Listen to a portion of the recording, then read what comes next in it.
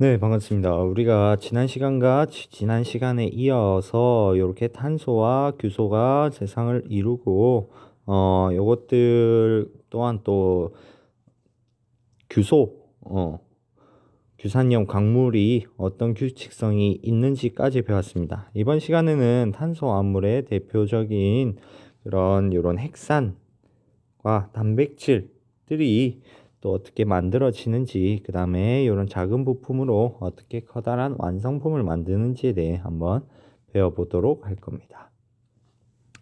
자, 이번 시간에는 생명체 내에서 다양하고 복잡한 물질이 만들어지는 원리를 우리가 말을 할 수 있을 것이며, 이렇게 모형을 만들고 관찰 해가지고 핵산의 구조적 규칙성을 발견을 할 수가 있다라는 거. 이것도 우리가 등교 계약을 하면 함께 DNA 구조를 만들어 보면서 배워야 되는데 정말 아쉽습니다. 요거는 우리가 지난번에 배웠는데 잠깐 보면 생명체는 대부분의 이렇게 탄소화합물로, 탄소화합물은 이런 구조가 달라지게 되면 성질이 달라지게 되고 다양한 결합을 통해서 많은 물질들을 만들어내는 것이다. 그 대표적인 물질로는 우리가 탄수화물, 단백질, 핵산, 지질인데 우리는 이번 시간에 단백질과 이 핵산에 대해서 한번 다뤄볼 것이다라는 거. 자, 단백질부터 한번 보겠습니다. 단백질 같은 경우에는 우리가 세포를 구성하는 주요 물질이며 피부나 근육, 뼈, 혈액뿐만 아니라 효소나 호르몬의 구성 물질로서 우리 몸속에 아주 많은 양을 차지하고 있습니다. 지난번에 물 다음으로는 우리 바로 단백질이 가장 우리 몸에서 많은 양을 차지하고 있었겠죠. 그래서 뭐 이런 단백질 같은 경우에는 또 생명체에서 일어나는 여러 화학 반응을 또 조절을 하게 되고 생명 활동이 원활하게 일어나게 하는 우리 몸에서의 필수적인 어떤 그런 구성 요소라고 생각을 하면 될 것 같습니다. 자, 단백질에 대한 소개는 간단하게 이렇게 됐었고, 그러면 단백질을 쪼개보면 어떻게 돼 있느냐? 요것도 규산염 광물처럼 기본 단위체가 존재를 하게 됩니다. 자, 이 기본 단위체를 뭐라고 부르냐? 아미노산이라고 부르는데, 우리 아미노산 같은 경우에는 또 이름을 들어본 적이 있다, 그죠? 자, 아미노산은 간단하게 뭐 이런 식으로 이야기 쉽게 선생님이 그림을 가져왔습니다. 요 아미노산 같은 경우도 마찬가지로 탄수화물이기 때문에 탄소를 중심으로 산소, 질소, 수소가 결합한 구조를 공통으로 가진대요. 공통으로, 그지? 요 공통으로 가진다는 말 반드시 기억을 하고. 자, 여기에 어떤 물질이 결합하는지에 따라서 종류가 달라진다라는 것이다. 자, 이게 무슨 말이냐? 그림을 보고 설명을 할 건데 펜이 왜 안 나오지?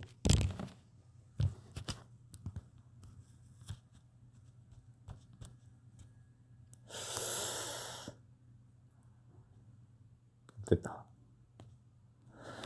자, 요 그림에서 그러니까 요만큼을 우리는 뭐라고 칭하느냐? 몸통이다. 몸통이고 요만큼을 머리 부분이라고 생각을 합시다. 자, 요 몸통은 바로 탄소를 중심으로 산소, 질소, 수소가 결합한 구조입니다. 그러니까 몸통은 바로 공통으로 가진다. 몸통은 공통. 자, 몸통은 공통으로 가지는데 그러면 여기에서 어떤 물질이 결합하는지에 따라 종류가 달라진다라고 했는데 여기에서 어떤 물질이 결합. 자, 그러면 이 어떤 물질은 뭐냐? 바로 머리 부분이 되겠죠. 즉 무슨 말이냐? 아미노산 같은 경우에는 몸통은 다 똑같습니다. 나중에 그림을 보면 몸통은 다 똑같은데 뭐만 다르냐? 바로 이 머리, 즉 대가리. 대가리가 다르다. 이 머리가 다르다. 머리가 다르기 때문에 이렇게 아미노산은 여러 종류를 가질 수 있는 것이다. 즉 그래서 아미노산은 생명체에서만 20종류이고 뭐 더 있을 수도 있겠죠. 그렇지? 자, 요렇게 단백질 같은 경우에는 아미노산들이 모여서 만들어지겠죠. 왜냐? 이 기본 단위체이기 때문에 요 모여질 때 이 아미노산 간의 결합을 뭐라고 하느냐? 바로 펩타이드 결합이라고 합니다. 요 펩타이드 결합을 연결해 가지고 바로 단백질을 만든다라는 거.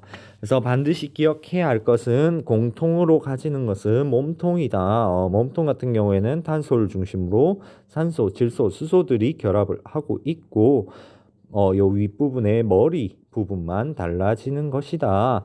자, 이게 무슨 말이냐? 아까 요렇게 받으셨대요.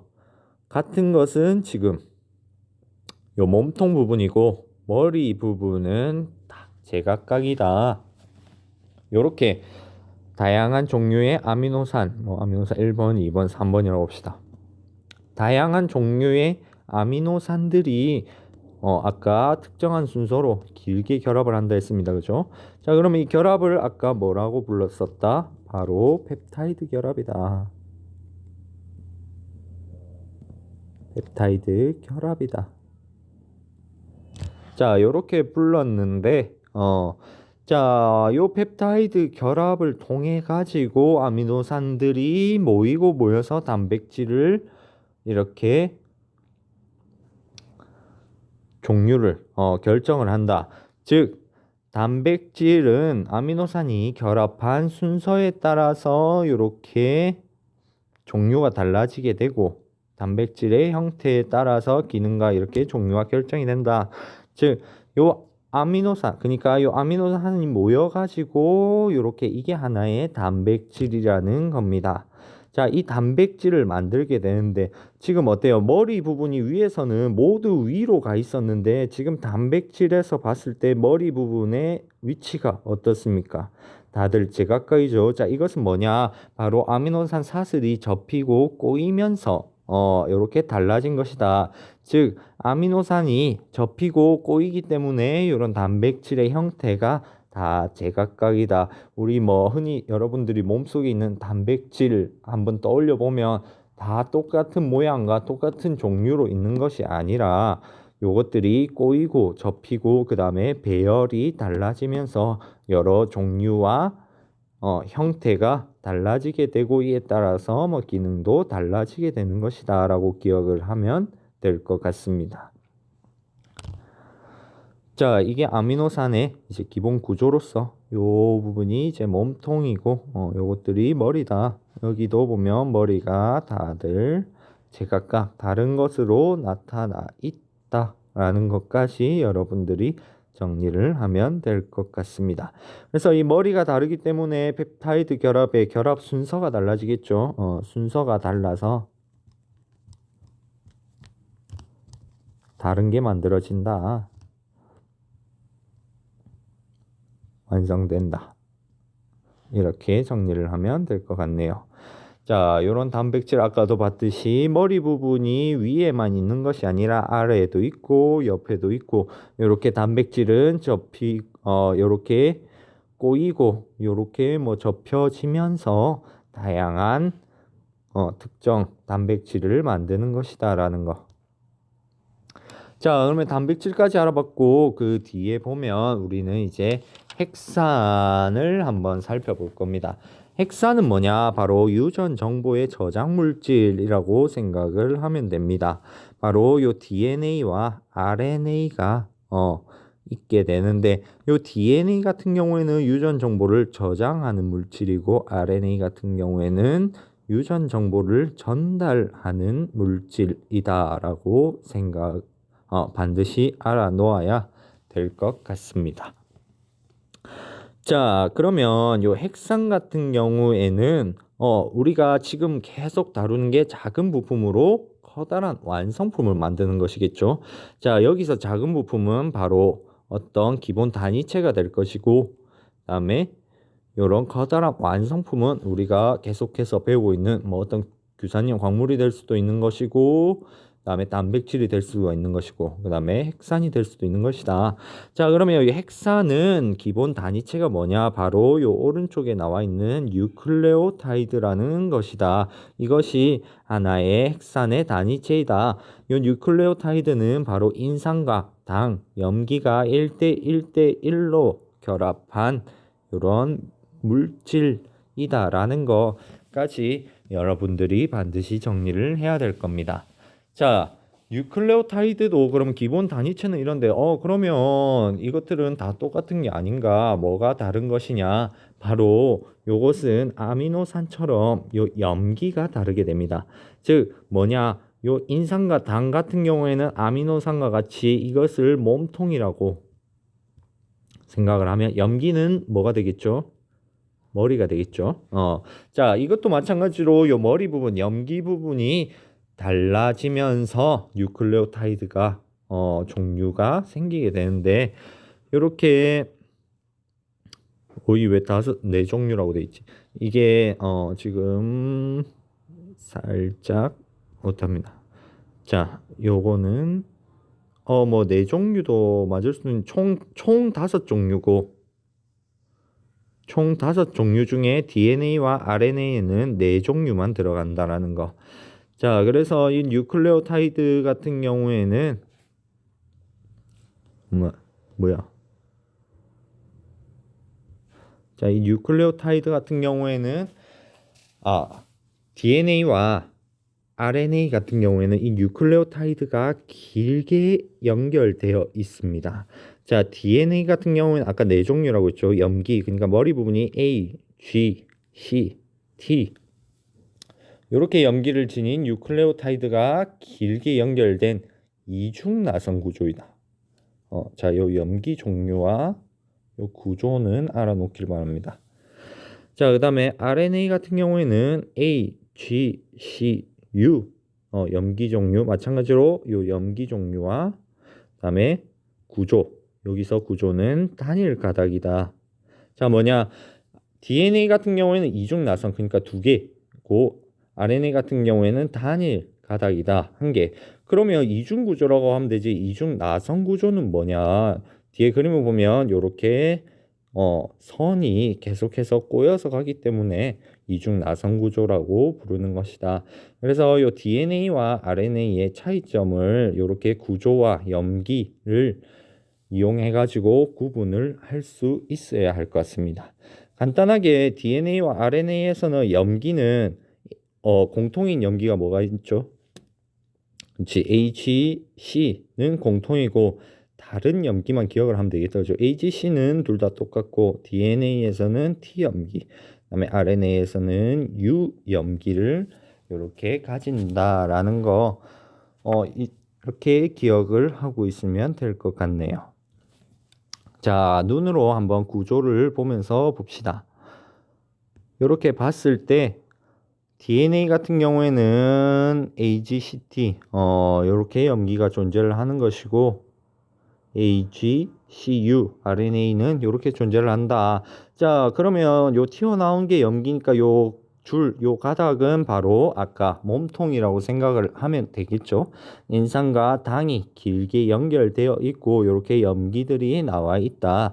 자, 아까 봤듯이 DNA와 RNA 같은 경우에는 DNA는 이중 나선 구조로 이중으로 되어 있기 때문에 염기 간에 결합이 있다는 것과 RNA는 혼자서 존재한다는 차이점이 있습니다.